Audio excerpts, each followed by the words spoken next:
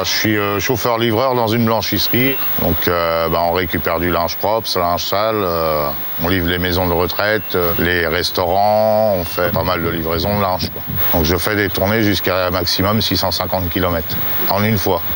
Donc on dessert Bordeaux, la ville de Bordeaux et Dax. Alors avant, comme véhicule, on avait un 20 mètres cubes ordinaire, Iveco aussi.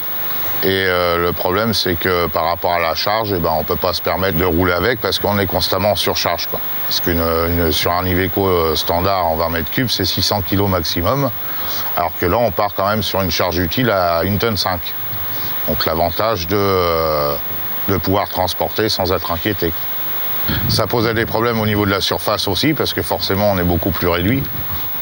Donc on mettait moins de linge dedans. Donc forcément, ça rétrécissait les tournées. Avant, on pouvait faire que Bordeaux avec un 20 mètres cubes. On a 3 maisons de retraite là-bas. À l'heure d'aujourd'hui, on a pu quand même prolonger jusqu'à Dax, étant donné qu'il y a une plus grande capacité de charge et de surface. Maintenant, on fait tout en une fois. Donc en fin de compte, pour l'ensemble de livraison, on fait beaucoup moins de kilomètres, étant donné qu'on était obligé de s'y reprendre à 2 fois, faire une partie Bordeaux, revenir, et après seulement faire la partie Dax par rapport à la capacité toujours. Au niveau des salariés, parce que tout le monde n'a pas le poids lourd, que là, la facilité du permis EB, c'est plus accessible au niveau des entreprises.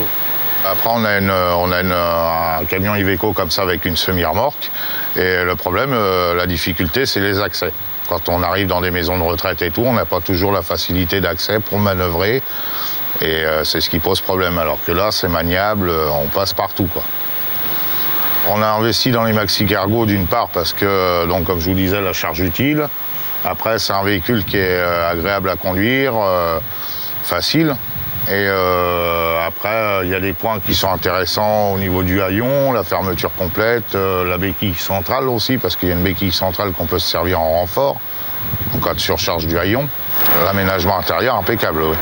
Au niveau de tenue de route, ça tient bien. Les ronds-points, on les passe facilement. Au niveau du freinage, ça répond bien. Je suis content du véhicule, quoi, dans sa capacité, aussi bien sur route que sur le chargement, que le maniement du véhicule. Moi, j'en suis très content et j'aimerais bien qu'on me le laisse, quoi. J'ai un collègue qui a un deuxième maxi cargo, il est un peu comme moi et il est content du produit, quoi.